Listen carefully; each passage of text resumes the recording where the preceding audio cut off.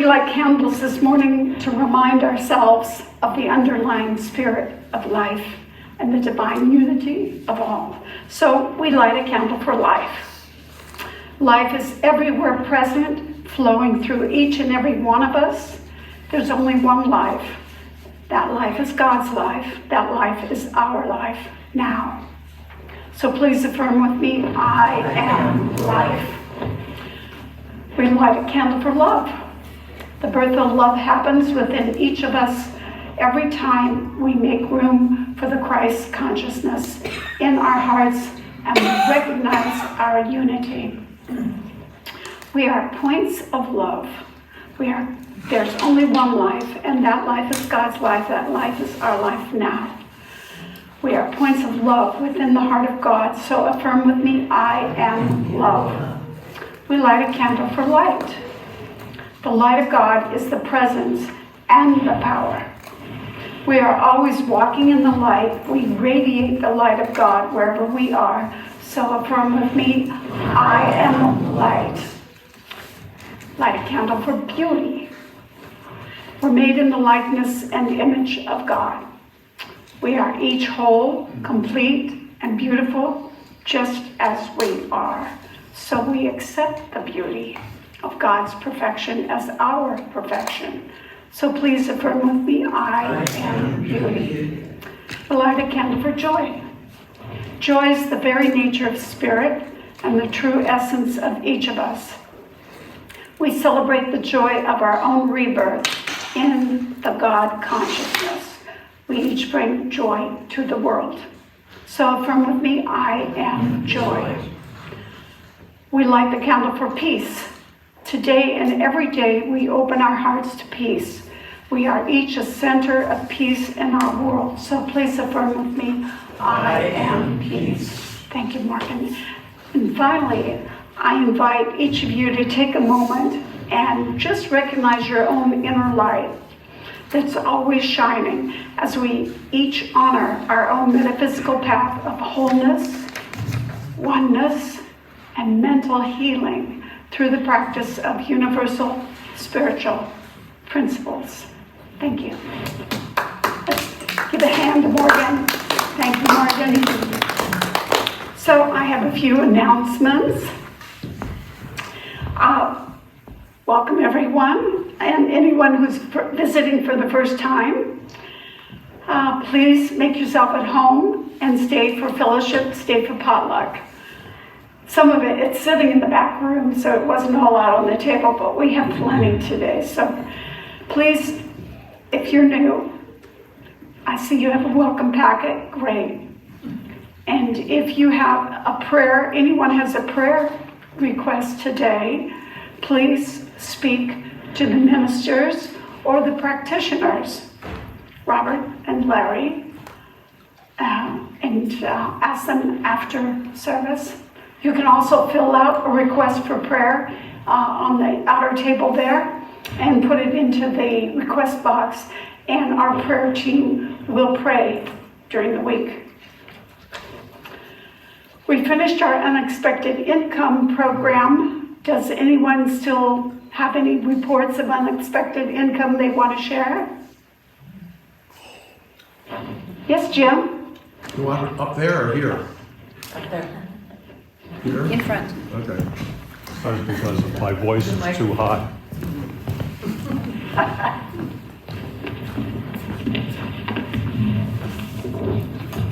So you all know that Reverend Dr. Lori has been doing, wait, too loud. Reverend Dr. Lori has been doing these well memorials for folks, and I did one for my wife a couple of months ago. Well, you may not all know that we lost our son in May, and we decided that we were going to give my daughter-in-law a memorial for him. And yesterday I got an email from Dr. Lori saying that someone had donated half the cost of a well to me. So I got a $950 gift yesterday. Wow. So this stuff Still works. Thank you, Jim. Thank you. That's amazing. Yes, and next week we're going to have a little Halloween celebration. If you want to dress up a little strange, that's perfectly fine. And invite a friend if you'd like. It's also today is 40 days before, let's see, I have one here. This is Thanksgiving 40-day journal. We have these out on the table for you to pick up and take home. And we start the journey today. And the journal and the journey.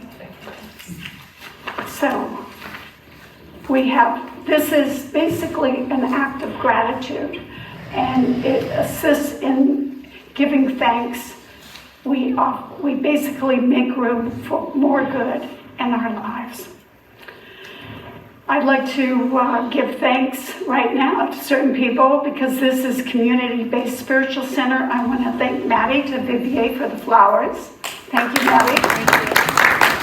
And I think your daughter helped, right? Okay. And thank you, Robert, for greeting. And everyone brought treats. We thank ourselves. Thank you, Jim, for the video recording. And assistance from Larry. And set up, I'm going to thank your son, Dave, for setting up the chairs. Thank you. And we also, sometimes we forget Jan Sherburne for all the help she does doing the bookstore, but also running things behind the scenes. So thank you, Jan. There's a sign up in the lobby for volunteers for next week and the following weeks. If you want to bring flowers as a special special gift to the center to memorialize something like a special date, a birthday, wedding, anniversary, please bring them.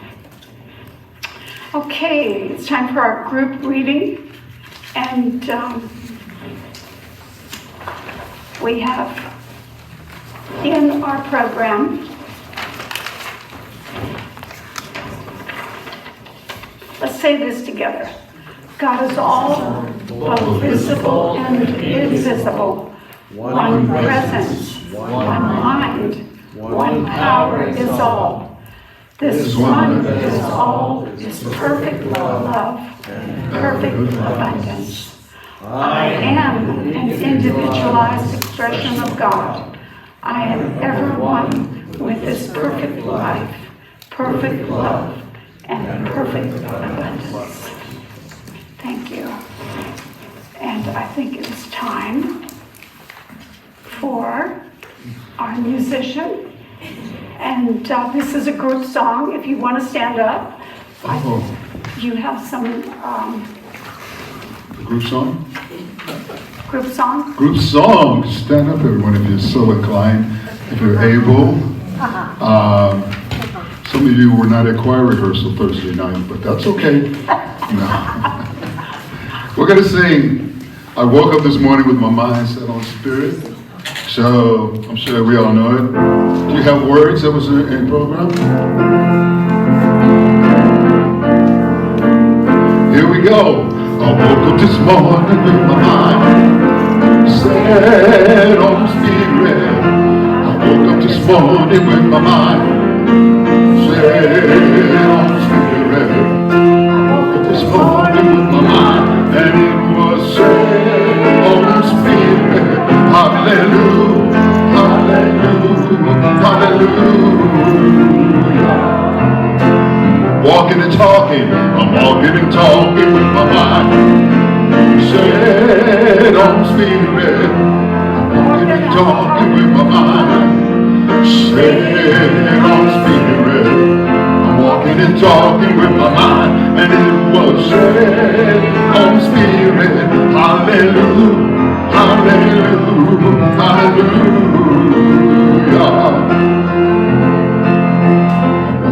Talking with my mind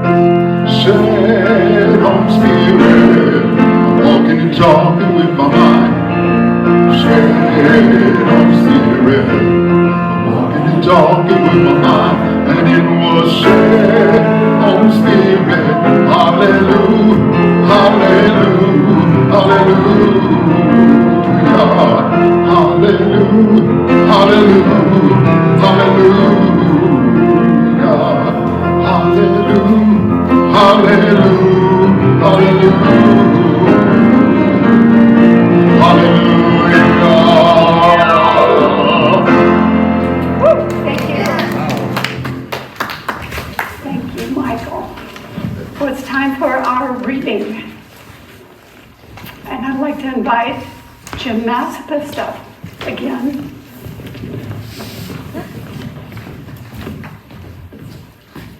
Thank you, Reverend Maureen. Good morning again. Good morning. Today's reading is by Vetura Popke, who wrote it for the April 1988 issue of the Science of Mind magazine. What is spiritual mind treatment? Spiritual mind treatment is affirmative prayer. It involves a realization by the one praying that the good which is desired already exists in divine mind and only to be accepted in order to be experienced. In spiritual mind treatment, there is a recognition of the unity of an individual with God, and it differs in this regard from forms of prayer which involve petitioning God for something. Those kinds of prayer are based on the belief that we are separate from God. Spiritual mind treatment is a scientific approach to prayer because it is based on an understanding of universal laws, especially the law of mind. Through the activity of this law, whatever a person deeply believes automatically tends to manifest in outward form. So when a practitioner sees God or perfection where a problem seems to be, the law of mind acts on that perception to bring about a change for the better. We as practitioners work in our own mind to recognize perfection in regard to a particular problem. Thus, Ernest Holmes defines treatment in the Science of Mind as clearing the thought of negation, of doubt and fear, and causing it to perceive the ever-presence of God. As a practitioner, my job is to use spiritual mind treatment to help my clients experience greater good. We work together to recognize divine perfection in what appears to be their problem. And the result is what is called a demonstration or healing. And so it is. Okay, Jim. Thank you. I believe we have another song by Michael. Thank you.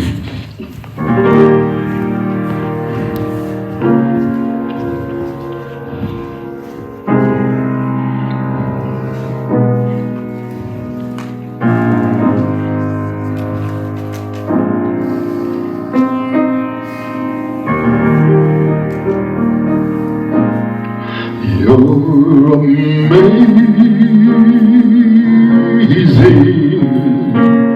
just amazing, and you do some amazing things. You're amazing, just amazing,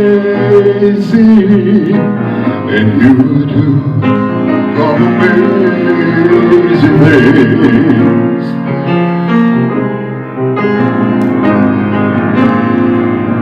You do amazing things with the choices each day brings, and with every step you take, that's the progress that you make. The reasons are clear. It's in every gift you give. Love your life, love your dreams. You do some amazing things. Oh, the places you go and the people you will know. Don't worry when, where, or how. You don't need to know that now you're on the right track.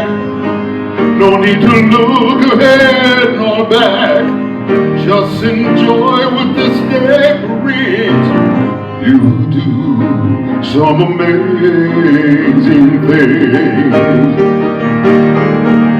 You don't have to work it out. Just stay in the here and now and let your mind rest for a little while.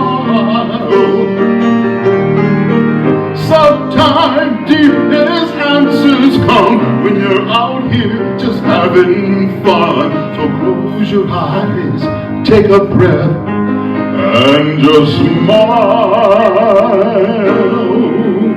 Woo! 'Cause you're amazing,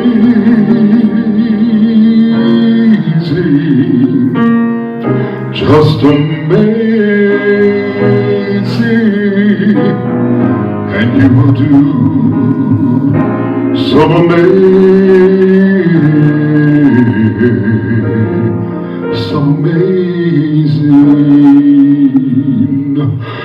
things.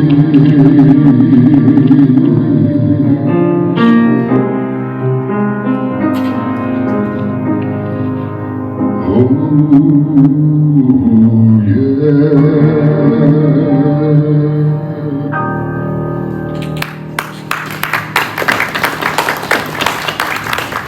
Thank you, Michael. That was amazing. I love it. Thanks. All right.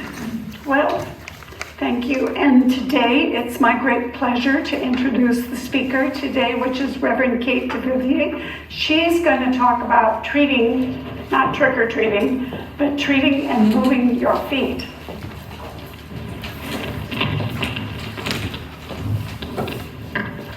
Good morning.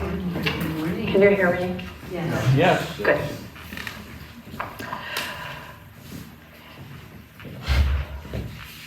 So my topic for today, treat and move your feet, is actually that saying is one of the very first things that I remember from when I first started studying religious science.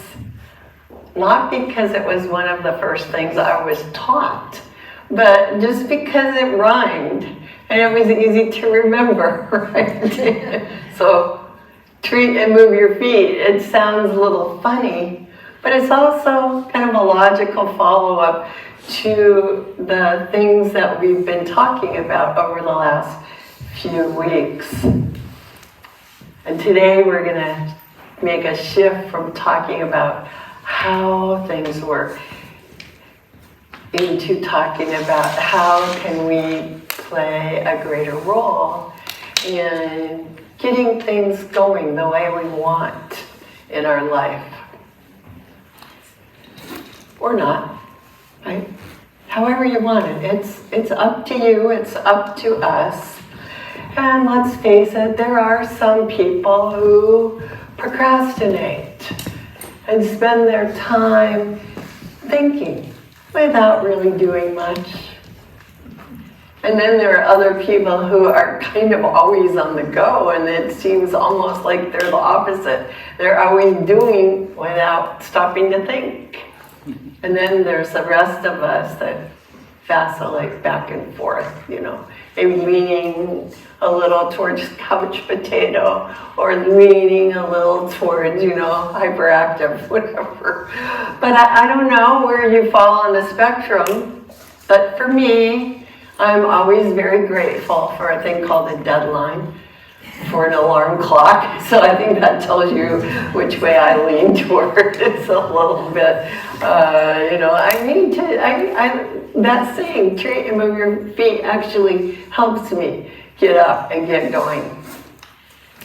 But I don't think anyone is born to be a procrastinator. And now that my granddaughter has started crawling, I see she really is always on the go unless it's nap time. And watching her is mostly just a matter now of making sure she doesn't go the wrong way. We play a little game. It's actually in perfect alignment with treat and move your feet. Because first, you put a treat at the far end of the room or end of the rug. Then you say, "Go, girl, go." And she'd get a big smile and go crawling really fast to get the treat, which in her case is usually either a cell phone or a remote for the TV. Something she doesn't usually get to play with. And it's just a game, but it kind of demonstrates how it is that a child moves through this constant process of reaching out towards the next whatever. How a child is naturally exploring life. But, you know, there are certain things babies need to learn, that we need to learn. I mean, even babies need to learn not to fall off tables, not to stick things into electrical outlets, right? Little kids need to learn not to run into the street. There is a place in life to learn what we call helpful limitations, boundaries that make our lives better, that keep us safe. And kids learn by being watched and taught. But they also learn through experience, and I know all of you got plenty of scrapes and bruises growing up. It's just the way it is. But once in a while, the hurts of childhood, whether they're physical or emotional, can end up creating a feeling of actual fear, something that's not necessarily so logical, creating a sense of limitation that is not helpful. Sometimes unpleasant things happen within a home, like illness or discord, or sometimes things happen outside the home that can actually create an unconscious limitation in their minds, some kind of a connection that may shadow the person through their lives without them ever really being even aware of it, conscious of it. So I'll just give a small example. When I was in high school, I always hated carrying out the trash. My mom would say, "Time to carry out the trash." I'd be like, "Oh." And then, actually lately, looking back, I realized that my reluctance to carrying out the trash was probably due to the fact that way back when I had been a second grader, and we had lived in an apartment, and my mother would say, "Go carry out the trash," just a little bag. I would go down to the alley behind our apartment, and a lot of the times when I would do that, I would get bullied by some other kids that lived in the apartment building. And being little, with my child mind, I don't think it ever occurred to me to even tell anyone that that was happening. It was just, this is what happens when you take out the trash, right? I just accepted it. And it was only many years later, when I learned about child development more, that I was able to remember it and make sense of how some little experience like this can actually end up forming unconscious limitations. So my later dislike of taking out the trash had absolutely nothing to do with the bag of trash. It wasn't the result of a major trauma.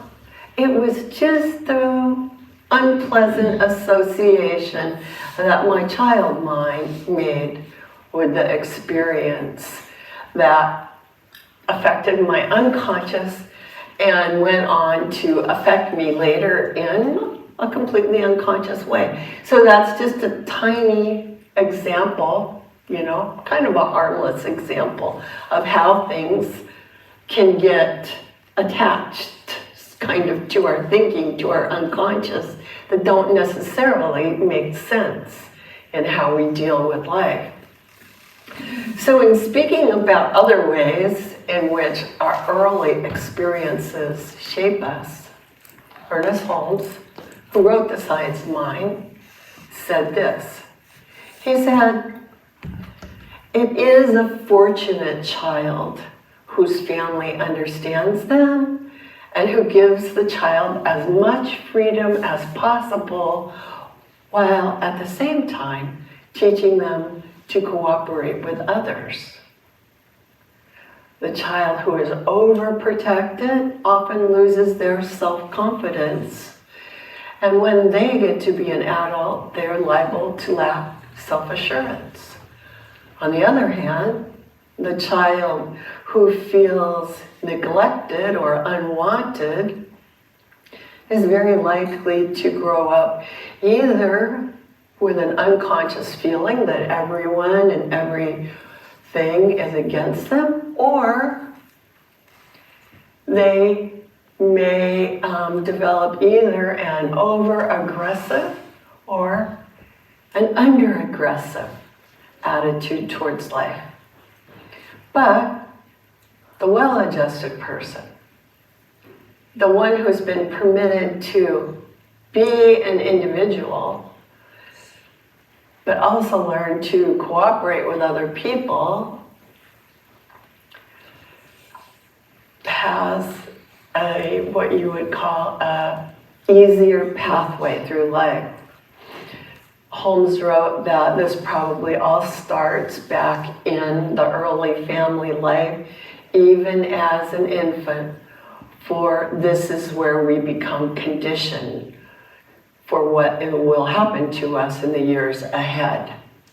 And he said, while it's true that you and I cannot be born again physically, nor can we return to the days of our youth and relive our lives, he said, but isn't it interesting that what psychologists do often is take their patient back in their imagination to relive in their imagination these past events, unhappy events, maybe happy events, to try to tell the story of their life, and in telling it in a free manner, without inhibition, experiences that may have been creating something in their unconsciousness are brought to the light of day,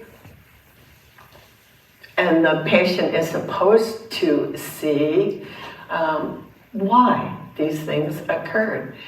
And in reliving all these experiences, if the treatment is successful, the patient reenacts them in their imagination and makes the readjustments that should have been made as a child when they were an infant or growing boy or girl. You've heard of this concept, right? You know, going back, looking at the past, just like I explained, going back, looking at how I got this idea about the trash. But Holmes says, there is something even better that you and I can do. He says, it's the thing that Jesus was talking about when he was talking about you must be born again. He meant you must be born of the Spirit. This is what he called the new birth. And it means, not like you may have been taught, it just means getting a new outlook on life. Coming to a new way of living. A new sense of our relationship to those around us, to ourselves and to God. For instance, Holmes wrote, if we are sensitive and easily hurt, we can trace our origin back to its source, which is God. Now, he didn't say we can trace the origin of the hurt. He said we can trace our origin back to God, back to our source. And we can realize that actually we move and have our being in pure spirit. And we can realize that there is, therefore, nothing in us that can either give hurt or can receive it. And if we feel this deeply enough, we shall automatically make the adjustments necessary to our mental, our emotional, and even our physical well-being. But he says in order to do this, we must first have that firm conviction that all people live in God. We must have that deep realization that we are all one in this universal spirit, which is God. What Holmes said is that while there is a place where you and I begin and leave off physically, there isn't any place where we begin and leave off spiritually. So he said, just learn to forget the past. Forgive yourself.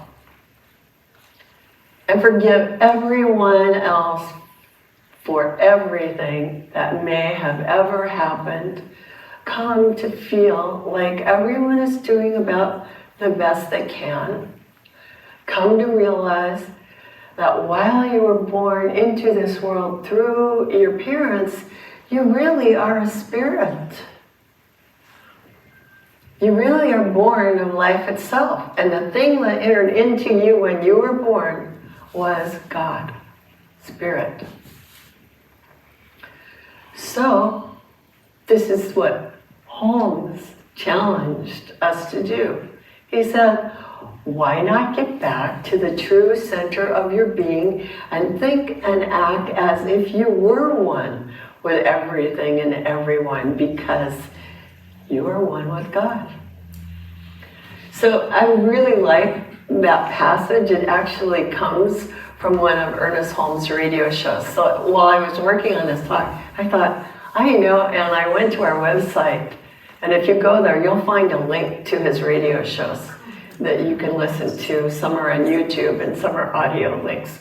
But I really like them. They're a little more straightforward than sometimes trying to read the Science of Mind textbook, which is long.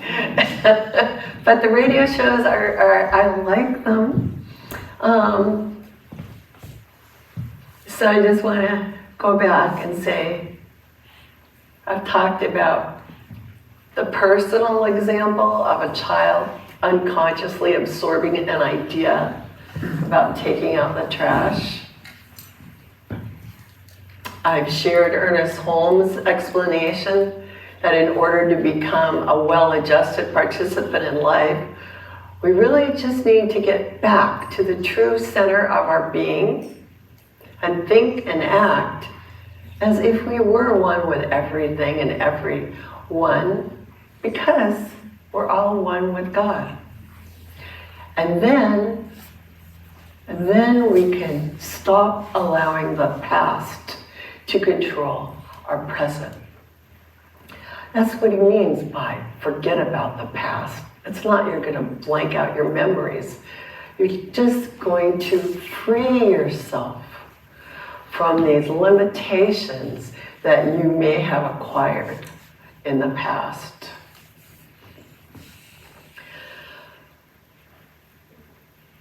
And just come to feel through this practice that everyone is doing about the best they can. And you may not find it that hard to think that everyone else is doing about the best they can.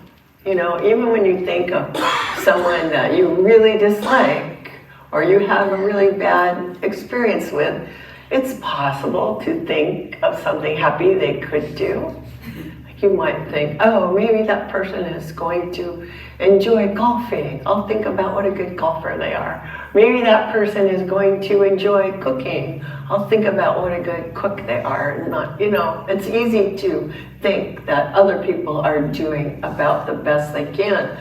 But what about yourself? Can you think that about yourself?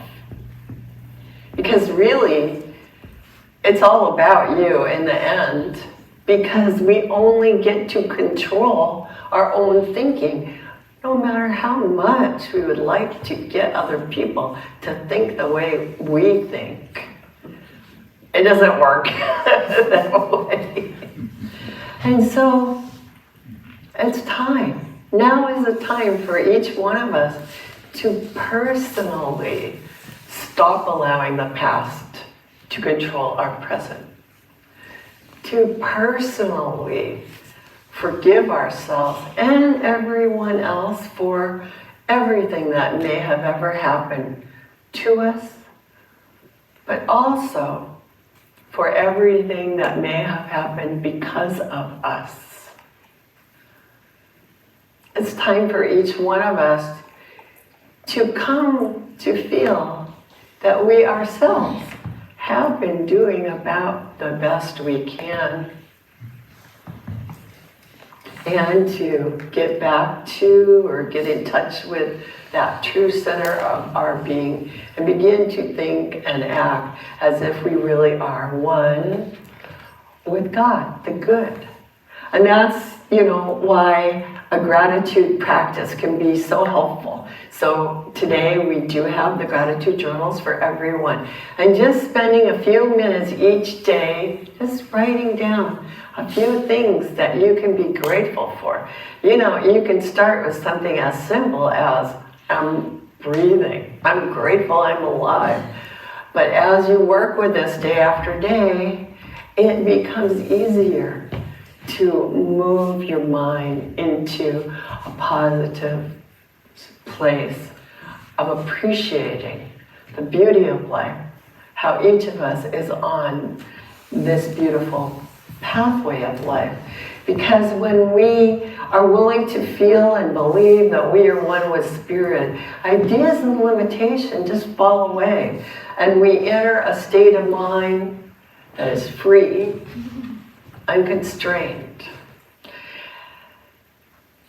And we then become free to choose, free to see, free to move ahead for ourselves,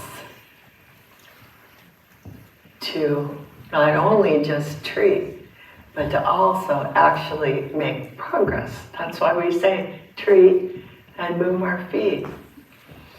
So this is why the first step in spiritual mind treatment, and we do have some bookmarks that give the steps of treatment and some other materials out in the lobby. But the first step when we do a spiritual mind treatment or affirmative prayer is simply to recognize and remind yourself there is only Spirit.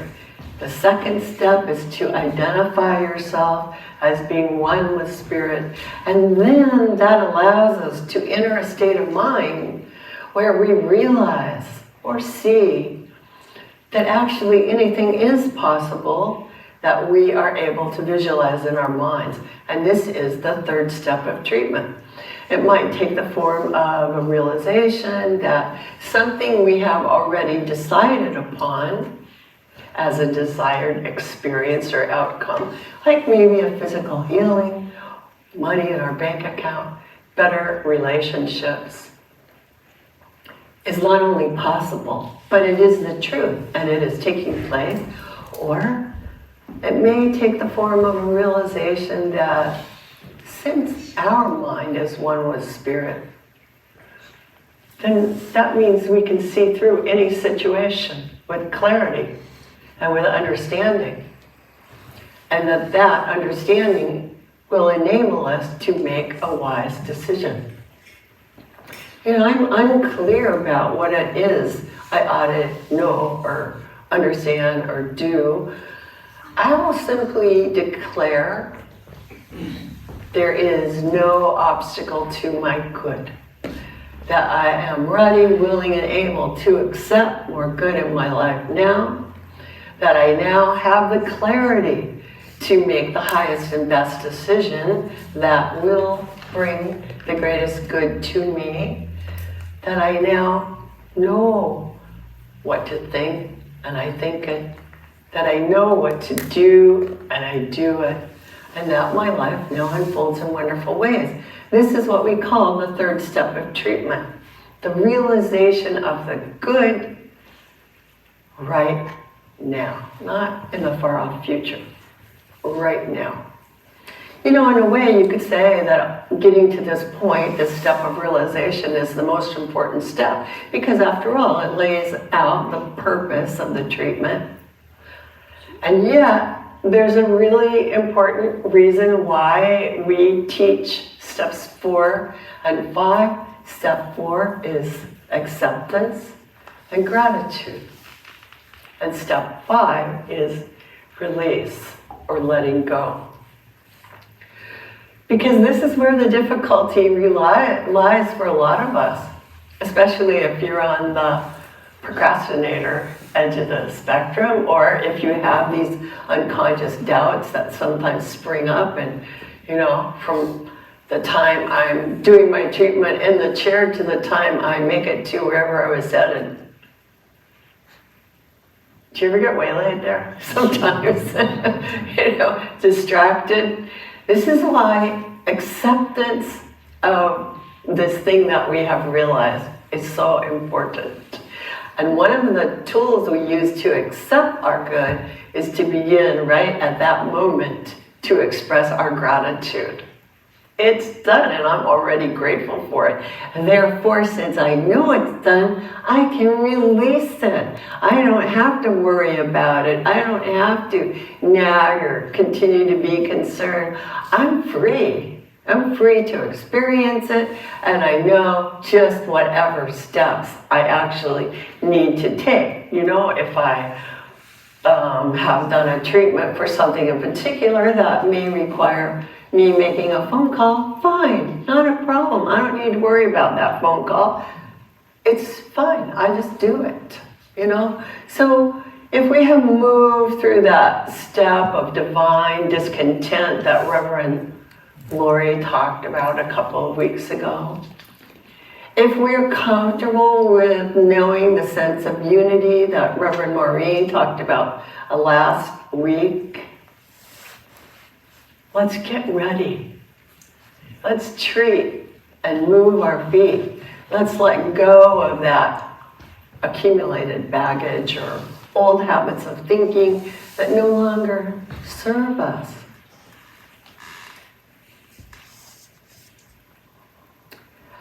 It's often said, people need to follow the straight and narrow path, not get sidetracked. But I don't know, in my experience, there's no such thing. At least from knowing the people that I know in this room and other people I have known, it seems like we're all on the long and winding path. A path of self-discovery, not just travel. A path of spiritual discovery, and at its best, it's a really fun and interesting adventure. But sometimes we feel lost. Maybe we got off in the thorn bushes, or maybe we suddenly discovered we were totally turned around and headed in a direction we didn't really like. Time to turn around.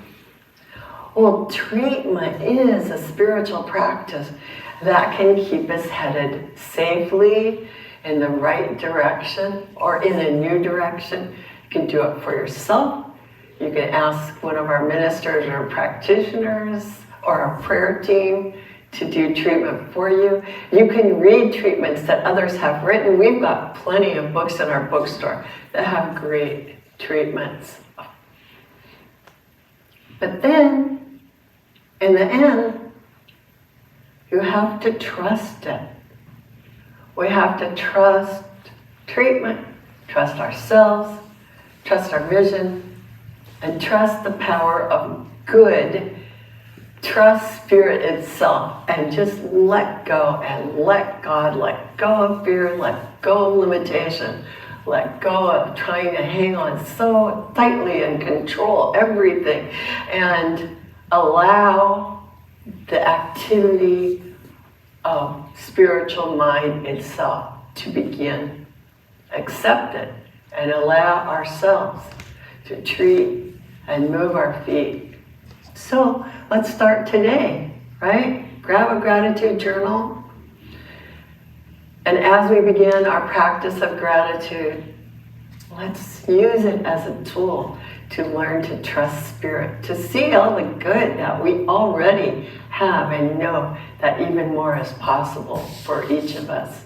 We can trust our light, our life, and as we trust our light, we let that light illuminate our beautiful, beautiful path. So treat and move your feet. Today's the day to start. And so it is. Thank you. So ready for a song from Michael Paul?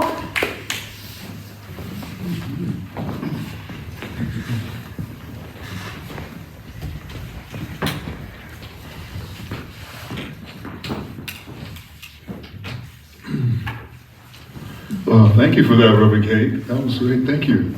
Treat and move your feet. Yes, indeed.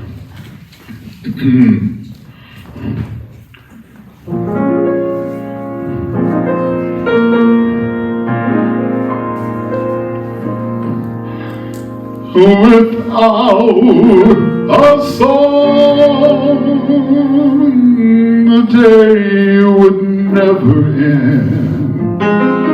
Without a song, the road would never bend. When things go wrong and you ain't got a friend,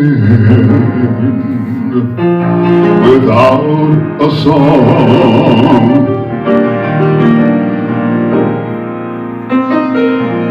that field of corn wouldn't see a plow. That field of corn would be deserted now. A soul is born, but they're no good, no how, without a song. I've got my troubles and woe, but sure as I know that the Jordan will roll, I'll get along as long as the song is strong within my soul.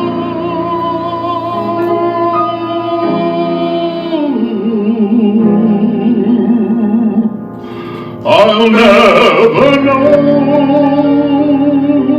what makes the rain to fall.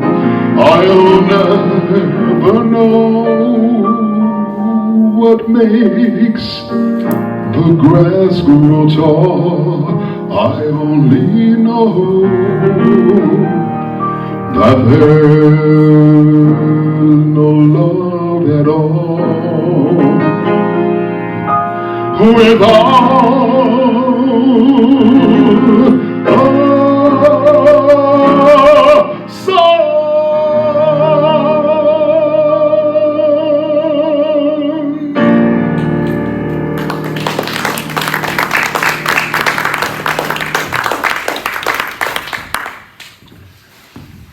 Thank you, Michael Paul.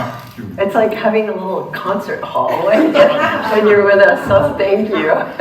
The room, which always seems so big, suddenly seems small when you're here. Thank you. So it's our time for conscious giving. This is an opportunity for each one of us to give back to our center, to help it grow and flourish. And I know that some of you give through the mail or by Venmo, and that's wonderful. If you'd like to do that, there's information inside the bulletin. Just know the truth. As we give, we also receive. That there is good and it flows through all of our lives, through our center here, through this world in so many ways, in so many forms. And as we know, we live in an abundant universe, and there is enough. And this is the truth, and so it is. I am so blessed. I am so blessed. I am so grateful for all that I have. I am so blessed. I am so blessed. I am so grateful. I am blessed. That's good, thank you. So you all know we've got a potluck right after the service. Everyone's invited. In closing, I'd like to close with a spiritual mind treatment. So I invite you, if you would like, follow along with me. The first step is to simply remember that we live in a universe of spirit. That behind everything we experience, behind everything we see or feel, behind everything that we cannot see or feel or understand, there is something eternal, infinite, all-encompassing, out of which everything is created through its action of becoming. A spirit that is never, ever used up, but is always in expansion. And that, secondly, each one of us is one with this spiritual universe. We live and have our being in spirit, and spirit lives through us, as us. There is only spirit, and each of us is an individualization of spirit. And so, because I know that this is so, I move on to the third step and realize and declare my truth, the truth, that there is good for us, that we can tap into it, that it is ready to flow through us as we open our hearts and our minds and our bodies to it, that it is joy and expression, it is love and expression, it is intelligence and expression, it is unlimited, it is expansive, and it is manifesting in our lives right now. In this very moment, I declare and claim on behalf of each and every one of us, each and every person with whom we are connected, and with whom they are connected, and with whom they are connected, and with whom they are connected, that there is unlimited good, that the sun shines for all of us. The wind blows for all of us. Good is for all of us. and that we see it and we are ready, willing, and able to accept it right now.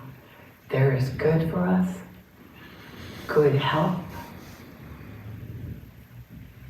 great joy, and a wonderful sense of fulfillment. I know that this is the truth. And so I move on to step 4. As I accept this as being the truth right now, and I express my gratitude and thankfulness for this truth that is already in manifestation right now. And then I move on to step 5 as I simply release the treatment, knowing that Spirit has it. I don't have to worry about it. I have already accepted it. I release it. I let go and let God. I know it is done. And finally, I simply accept you to know this with me by saying together, and so it is. Thank you, everyone. Now, if you want to stand up, if you want, grab your program, and on the back, our closing song is there, and I'll turn off my microphone. Here we go. Open your heart. Let your love run free.